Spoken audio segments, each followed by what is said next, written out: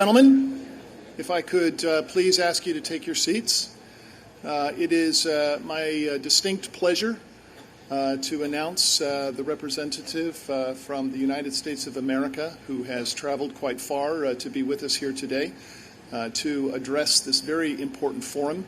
As you know, the National Center for APEC will celebrate its 25th year in 2019. APEC 1 will be hosted in Atlanta, our home country. So with that, it is my great pleasure, if I could please ask you to stand and greet the Vice President of the United States, Mr. Mike Pence.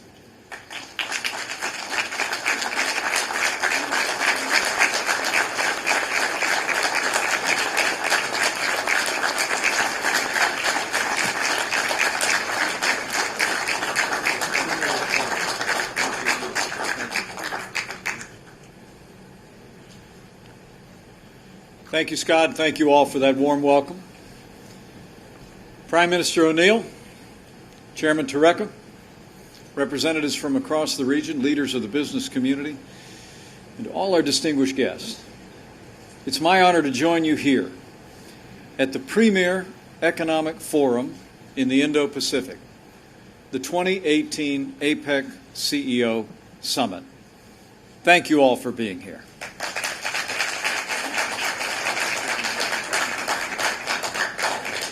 At this forum last year, President Donald Trump laid out the United States' vision for a free and open Indo-Pacific, where, in his words, sovereign and independent nations with diverse cultures and many different dreams could prosper side by side and thrive in freedom and peace. And President Trump personally sent me here today, 1 year later, to report on our progress in achieving that vision. Across the board, we've taken decisive action, and the United States' commitment to the Indo-Pacific has never been stronger.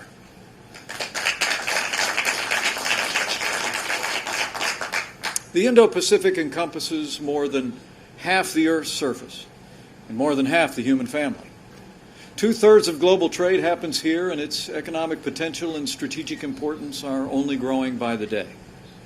To unlock the region's boundless opportunities last year, President Trump promised to pursue robust trade relationships rooted in the principles of fairness and reciprocity. And from South Korea to Mexico to Canada, we've forged new and historic trade deals, and more are on the way. He promised to give the nations of the Indo-Pacific a better option to support infrastructure projects by reforming our development finance institutions. And today, the United States has more than doubled our financing capacity to $60 billion. The President also promised to build stronger partnerships to ensure our shared security. And this year, we've provided more foreign military financing to the Indo-Pacific than the previous 3 years combined. The President promised to confront grave threats to security, and we've stood with our allies and partners in the region to defend their sovereignty, root out terrorists, and bring North Korea to the negotiating table. And last year, at this very forum, President Trump promised to always put America first and get the American economy rolling again. And our actions have led to growth in our country that's benefiting countries all across the Indo-Pacific as well. Under President Trump's leadership, in the United States, we've cut regulations at a record pace. We've unleashed American energy, and we enacted the largest tax cuts and tax reform in American history. The results have been remarkable. 4.5 million new jobs, the lowest unemployment rate in half a century in our country, and more Americans are working today than ever before in American history. We're on track to reach the fastest growth in nearly 15 years, and after 10 years, the United States is once again recognized as the most competitive economy in the world. And American growth, as I said, is driving global prosperity right here in the Indo-Pacific. Over the past 2 years, American businesses have announced more than 1,500 new projects and more than $61 billion in new investments across this region. The United States' total investment in the Indo-Pacific is now more than $1.4 trillion, more than China's, Japan's, and South Korea's combined. And American investment in the Indo-Pacific will only continue to grow. America's renewed economic growth is vital to our vision for the Indo-Pacific, where strong and independent nations grow stronger still, and they grow stronger still together. And that's what America has always sought, going back to our nation's earliest days. Our history in the Indo-Pacific is a story of trade and commerce, starting more than 2 centuries ago with the Empress of China, a ship that left New York and traveled across the Indian Ocean and into the Pacific, reaching Canton, where it traded American ginseng for Chinese tea and porcelain. Throughout our history, it's been a story of friendship and partnership, of bonds built over time with every nation, east, west, north, and south, including 5 of our most cherished treaty allies. It's a story of strength and a story of sacrifice, of our nation's bravest standing shoulder to shoulder with many of yours to push back the tides of imperialism and communism, from the Coral Sea to the Incheon landing to countless hills and beaches and jungles between. And it's a story of progress in the Indo-Pacific, of our nation working hand in hand with all of yours to uplift our citizens and usher in a new era of opportunity for all. Across this region, hundreds of millions of people have climbed out of poverty. Innovation and entrepreneurship have accelerated. Dictatorships have fallen and democracies have risen in their place. And citizens have stood tall to reclaim futures and reassert their independence, from Malaysia to the Maldives. As we gather here at APEC, we're writing the newest chapter, even now, of that progress, and we're guided by our vision. As President Trump described last year, the United States seeks a free Indo-Pacific, where independent nations boldly pursue their own interests, respecting their neighbors as equals, where societies, beliefs, and traditions flourish side by side, where individuals exercise their God-given liberties to pursue their dreams and chart their destinies.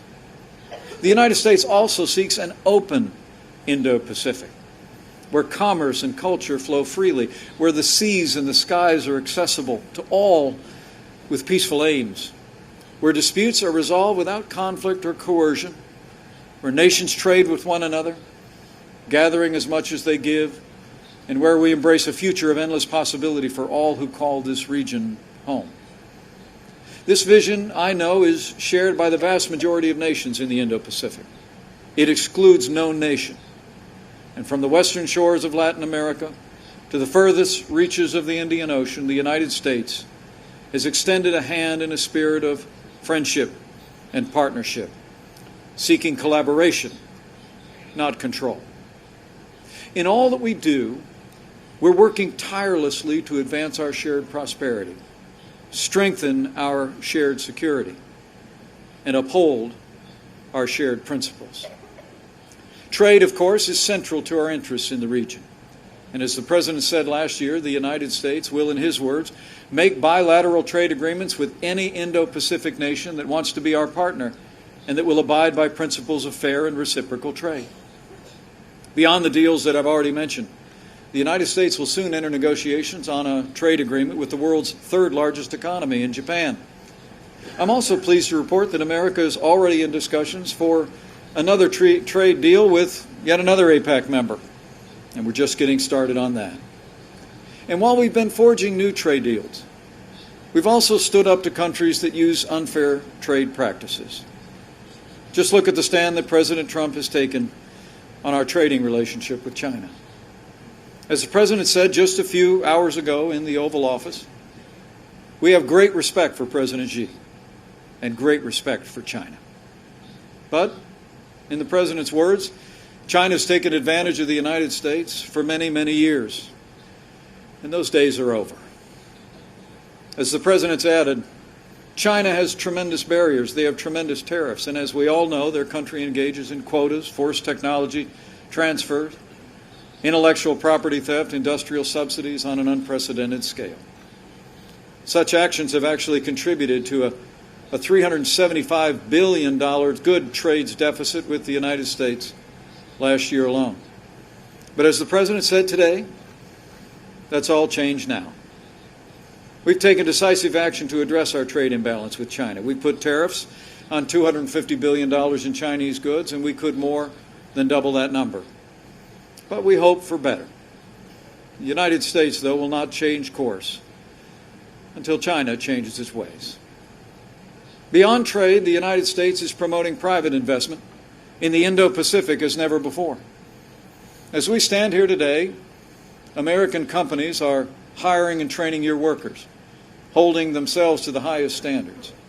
They don't serve a distant capital. They bring benefits directly to your country. And you need look no further than Papua New Guinea for proof of the critical importance and benefits of American investment. Take one example. ExxonMobil has already invested more than $19 billion in this nation, building more than 450 miles of pipeline,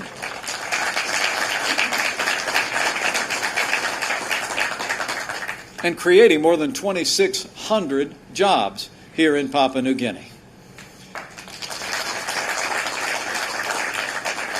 And the overwhelming majority of those jobs are local hires. Now ExxonMobil, I'm informed, intends to double the capacity of its plant here in Port Moresby with another multi-billion-dollar investment. And tomorrow, I look forward to joining several of our allies and partners in the region to announce a historic initiative that will transform Papua New Guinea's future.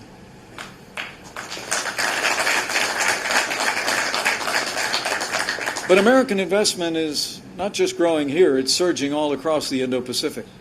Our companies are constructing power plants in Bangladesh and expanding digital connectivity in Nepal. They're building solar panels in Vietnam and innovation centers in Singapore, shaping energy infrastructure in Peru and expanding healthcare services in Chile. And they're installing and maintaining underwater cables to connect many nations in the South Pacific to the United States and the wider world. And America is taking action to spur greater investment in digital connectivity, especially. This week, we created the U.S.-ASEAN Smart Cities Partnership to strengthen the cyber economy of Southeast Asia and bring American business expertise to bear on the region's digital needs. As we pursue similar projects in the days ahead, I can assure you we will continue to hold fast to our conviction that a free and open Indo-Pacific also deserves a free and open Internet.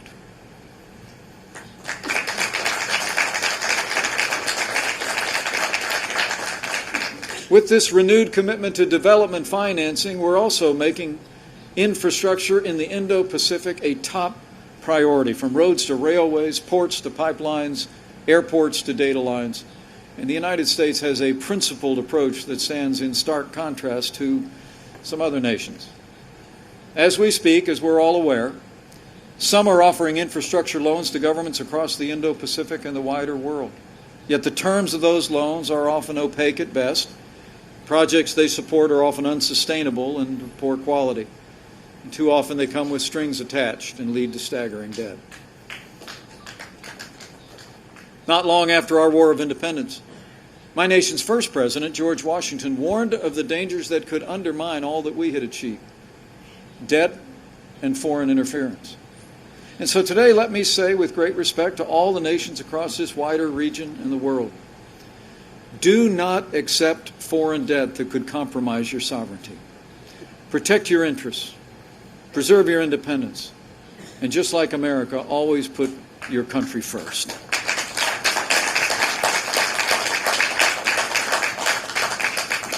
Know that the United States offers a better option. We don't drown our partners in a sea of debt. We don't coerce or compromise your independence. The United States deals openly, fairly. We do not offer a constricting belt or a one-way road. When you partner with us, we partner with you, and we all prosper.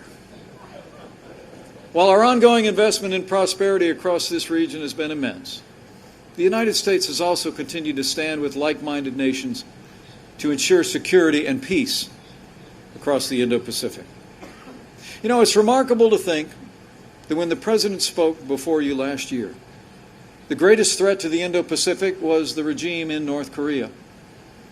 We all remember those days.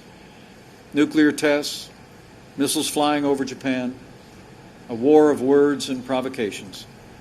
Faced with this threat, the United States rallied the world to enact an unprecedented pressure campaign. And as the world witnessed at President Trump's historic summit with Chairman Kim in Singapore in June, our collective resolve has borne results. No more tests, no more missiles. Our hostages are home, and the hope of peace on the Korean Peninsula is alive once more. As we speak, the United States is making plans for another summit between President Trump and Chairman Kim. All nations must continue to stand together, enforce all UN Security Council resolutions, and hold North Korea to the commitments it made in the Singapore Declaration. And so will we. We must be vigilant and resolved to achieve a final, fully verified denuclearization of North Korea. We owe it to our children to secure a lasting peace for the Korean people. We owe it to the Indo-Pacific, and we owe it to the world.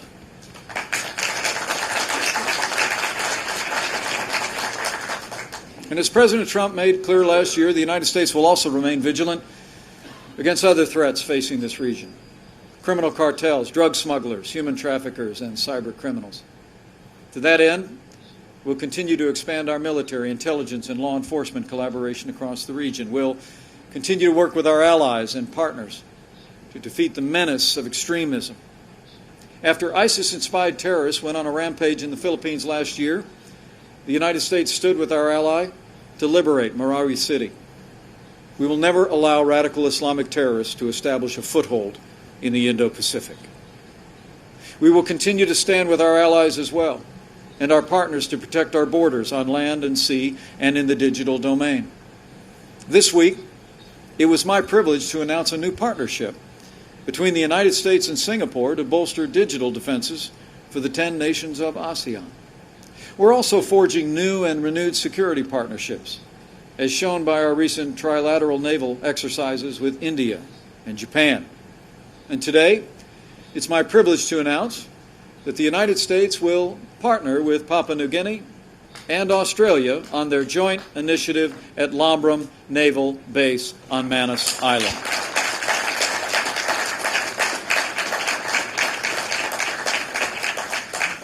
We will work with these nations to protect the sovereignty and maritime rights of Pacific Islands as well.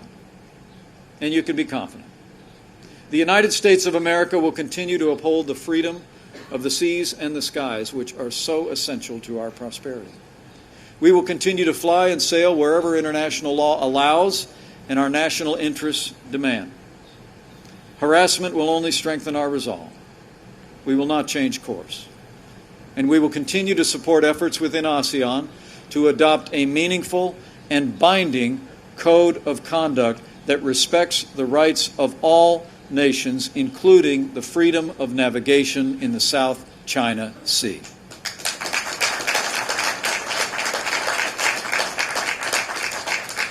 Finally, as President Trump made clear last year, we will also uphold the principles that have benefited us all through the generations. The United States is working as we speak to promote civil society, the rule of law, and transparent and accountable government across the region. These are the building blocks of progress, and they are the bulwarks of independence. Today, it's also my privilege to announce our new Indo-Pacific Transparency Initiative.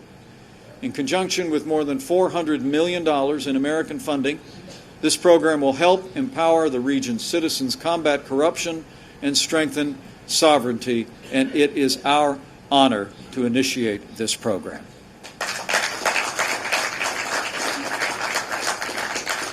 All the people of the Indo-Pacific deserve to live in flourishing homelands, and governments that are accountable to their people make better partners for all of us, including the United States. As the President said at APEC last November, the United States will always stand without apology for individual rights. Since the American founding, our nation has embraced the principle that all are created equal and endowed by our Creator with certain inalienable rights. Americans believe in the freedom of speech, private property, and the freedom of religion, and we will continue to support those who aspire to these freedoms across the Indo-Pacific and the world. We do this because it's just.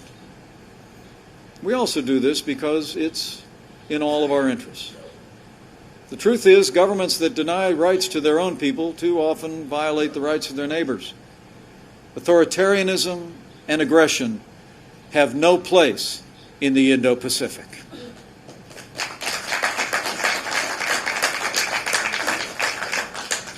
In the days ahead, the United States will continue to put America first, as all the countries represented here are duty-bound to put the interests of your people first. But I hope by my remarks today and the President's leadership in the last year that it's clear that America first does not mean America alone. We know that our prosperity, our security, and our future are intertwined with yours. The President sent me here to demonstrate our continued commitment, not just to all of you and to the region, but our continued commitment to APEC and its mission of promoting open markets, free, fair, and reciprocal trade. Discussions this week on digital trade and services are important for the region's continued rise, and we're proud to support them. As I told the nation's leaders of ASEAN earlier this week, ASEAN is central to our Indo-Pacific vision, and we are proud of our partnership with ASEAN, past, present, and future.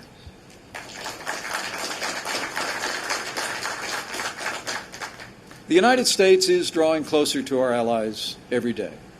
We're working with Japan to invest $10 billion in the region's energy infrastructure. And we're now partnering with Japan and Australia to support a vast array of private development projects across the Indo-Pacific. As the world's oldest democracy, the United States also feels a particular kinship with the world's largest democracy, India. And our strategic partnership with India is a key component of our vision. As we speak, we're increasing our security collaboration with our major defense partner. We're strengthening our trade relationship with India and promoting our shared values across the wider region. We've proven our commitment to the Pacific Islands as never before by investing in infrastructure, cooperating on fisheries, and signing new maritime treaties. Even the smallest nations are equal stakeholders in a free and open Indo-Pacific, and we are proud to stand and partner with all of them.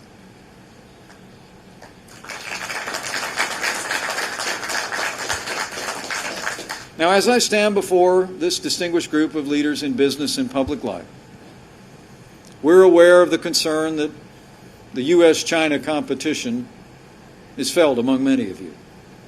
There's a concern that the competition will hurt the region economically, or that South China Sea developments will increase military tension. So let me be clear. The United States of America seeks a better relationship with China based on fairness, reciprocity, and respect for sovereignty.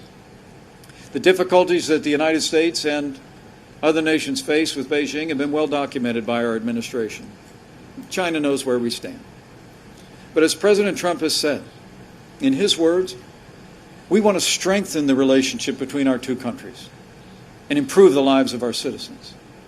And as the President prepares to meet with President Xi at the G20 summit in Argentina, we believe that progress could be made. Progress could be made between our two nations, even as the United States remains in a strong position. Now, let me be clear again. China has an honored place in our vision of a free and open Indo-Pacific if it chooses to respect its neighbors' sovereignty, embrace free, fair, and reciprocal trade, uphold human rights and freedom.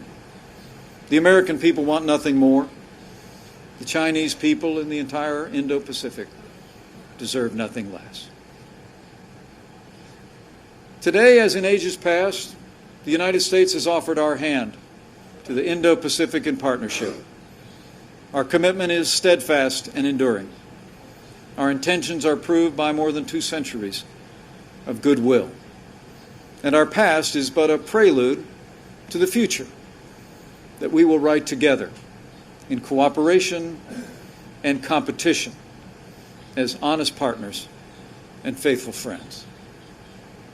As an Indo-Pacific nation, the United States is proud to be a part of this great story and will continue to write new chapters with resolve and with faith. Faith in the people who call this vast expanse home, and the boundless capacity of every individual to achieve their dreams. Faith in our most cherished principles and the vision that we share for this region of the world.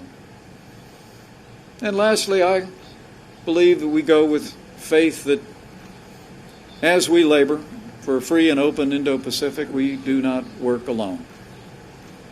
Not far from here, in the Parliament of Papua New Guinea, I am told, sits one of this country's national treasures, a King James Bible more than 400 years old. Before it made its way here, it passed through my home state of Indiana. It calls to mind the rich and diverse traditions of culture and faith that characterize this vast region of the world. And on that foundation, I believe we can be confident that our vision of a free and open Indo-Pacific will prevail.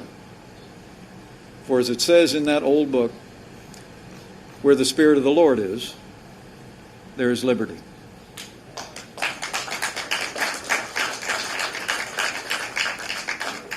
So thank you all for the honor of addressing you today and for participating in this important gathering. We will forge a future better and brighter than anything we could ask or imagine. We will forge a future where nations large and small can prosper and thrive across the Indo-Pacific. And I believe with all my heart, we will forge that future together. So on behalf of President Trump and the American people, thank you for your presence here today. God bless all the nations and the people of the Indo-Pacific, and God bless the United States of America.